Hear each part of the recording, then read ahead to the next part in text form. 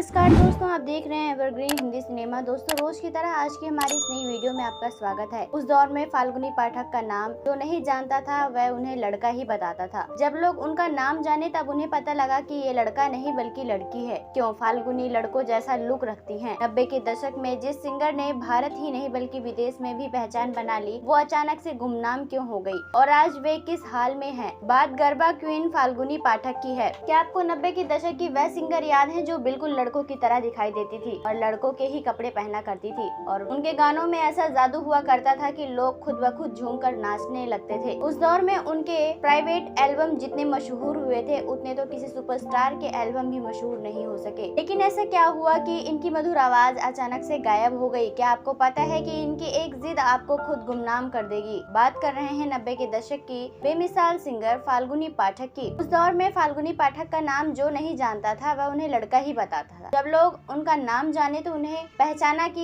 लड़का नहीं ये लड़की है। क्यों फाल्गुनी लड़कों जैसा लुक रखती थी। 90 के दशक में सिंगर ने भारत में ही नहीं बल्कि विदेशों में भी पहचान बना ली। वो अचानक से गुमनाम हो गई और आज किस हाल में है जानेंगे और भी बहुत कुछ। 4 बहनों में सबसे छोटी फाल्गुनी 90 के दशक में तो यूं कई सिंगर आए, लेकिन जो धूम फाल्गुनी पाठक ने गानों से मचाई वह कोई और नहीं मचा सका। फाल्गुनी गुजराती है लेकिन उनका जन्म मुंबई में 2 मार्च 1969 को हुआ था। फाल्गुनी पाठक लड़कों जैसा क्यों दिखती थी, चलिए ये राज भी खोल देते हैं। रिपोर्ट्स की माने तो फाल्गुनी के जन्म से पहले उनकी 4 बहनें हो चुकी थी। जब फाल्गुनी जन्म लेने वाली थी तब उनके माता पिता को यह उम्मीद थी कि शायद इस बार बेटा जन्म लेगा। उनकी चारों बहनें भी यही ख्वाहिश करती थी कि उनको भाई मिल जाए, लेकिन इस बार भी फाल्गुनी ने जन्म लिया और उनकी चारों बहनों ने उन्हें भाई ही मान लिया। फाल्गुनी पाठक की बहनों ने हमेशा उनका लुक लड़कों की तरह ही रखा। उनके बाल, उनके कपड़े, सब कुछ लड़कों जैसा रखा। जब कभी फाल्गुनी ने बाल थोड़े बड़े किए जाते थे तो बहनें उन्हें नाई की दुकान ले जाती थी और बाल कटवा के छोटे छोटे करवा देती थी। वे कभी फ्रॉक पहनती तो फ्रॉक की जगह उन्हें शर्ट पैंट पहना देती थी। जब बचपन से ही शुरू हो गया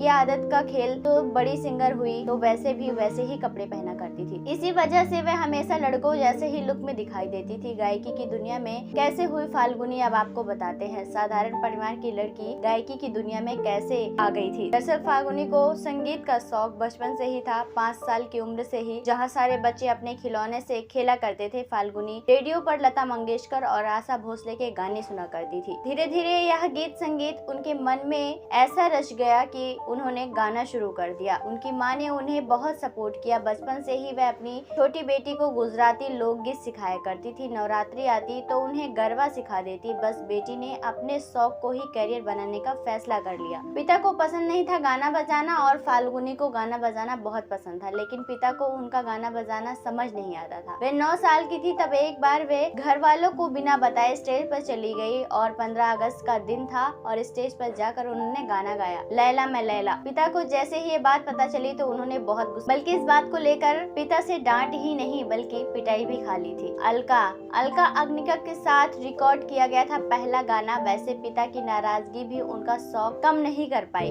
10-11 साल की हो गई थी, उन्हें एक बड़ा मौका मिला। एक गुजराती फिल्म मेकर ने उन्हें अपनी फिल्म में गीत गाने का मौका दिया। उन्होंने अपना पहला गाना उस दौर की मशहूर गायिका अलका अग्निकक के साथ रिकॉर्ड किया था। एक फैसले ने चमकाई किस्मत, यहीं से उनकी उड़ान शुरू हो गई। नवरात्रि और गरबा में जाकर तो मशहूर हो गई थी, लेकिन अब पूरे देश में गूंजना चाहती थी। सपना बड़ा था मगर उन्हें पूरा करने का हौसला उनसे भी बड़ा था। फाल्गुनी पाठक ने कुछ दोस्तों के साथ एक बैंड बनाया, नाम रखा था थैया। इसी बैंड के साथ उन्होंने पूरे देश में गाना शुरू कर दिया, लेकिन वह पहचान और वह शोहरत उन्हें नहीं मिल पाई जिसकी वह असली हकदार थी। इसलिए उन्होंने कुछ नया करने की सोची। दौर 90 का था। उन दिनों प्राइवेट एल्बम की धूम काफी थी। हर कोई सिंगर अपनी प्राइवेट एल्बम निकाल रहा था। फाल्गुनी ने भी अपना प्राइवेट एल्बम निकालने की योजना बनाई, लेकिन उन्हें नहीं पता था कि उनका ये फैसला क्या रंग दिखलाएगा। साल 1996 और 97 में यह जुट गई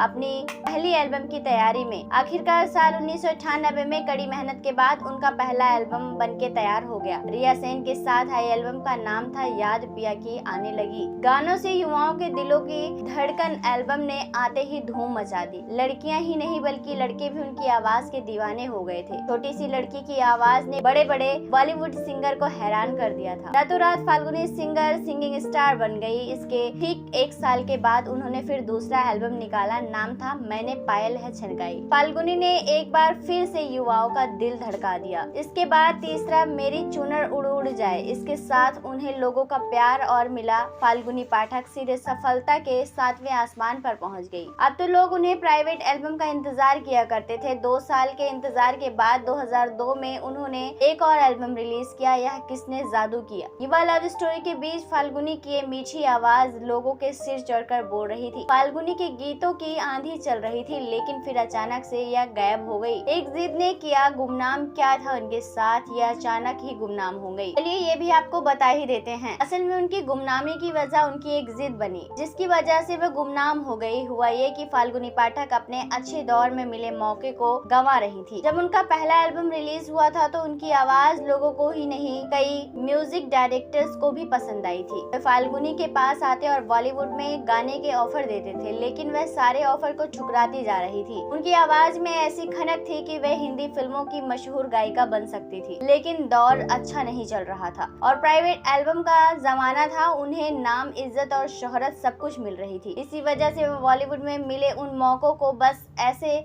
अपने एल्बम करने की जिद में खोती चली गई। वैसे एक इंटरव्यू में फाल्गुनी ने बताया था कि बॉलीवुड के गाने में डबल की मेहनत करनी पड़ती है, इसी वजह से वह हिंदी फिल्मों की सिंगर नहीं बनी और उन्होंने बॉलीवुड को कभी सीरियसली नहीं लिया। धीरे धीरे प्राइवेट एल्बम का दौर भी खत्म होता चला गया। इधर फाल्गुनी 2004 में अपना एल्बम दिल झूम झूम रिलीज किया। वह नहीं चला, बस 2-4 फिल्मों के लिए कभी कभार 1-2 गीत गाए, लेकिन वह भी नहीं चले और अचानक से फाल्गुनी को एक जिद ने गुमनाम कर दिया। वो आवाज देश विदेश में मशहूर हो चुकी थी। अब वे सिर्फ गुजरात तक सिमट कर नहीं रह गई थी। स्टेज पर शो से उन्होंने अपना करियर शुरू किया था और अब वे फिर से वहीं गई। वह नवरात्रि, डांडिया नाइट्स और गरबा में गीत गाती हैं। नवरात्रों के दौरान उनकी डिमांड खूब रहती है। फाल्गुनी शादी भी नहीं की हैं। वेल दोस्तों, आपको फाल्गुनी पाठक के बारे में जानकर कैसा लगा? अगर आपने उनके गाने सुने हैं तो आपको कैसे लगते हैं? आप अपनी राय हमें कमेंट बॉक्स में कमेंट करके जरूर बताएं। साथ ही तमाम ऐसी और अपडेट्स को पाने के लिए आप हमारे चैनल को सब्सक्राइब करना ना भूलें।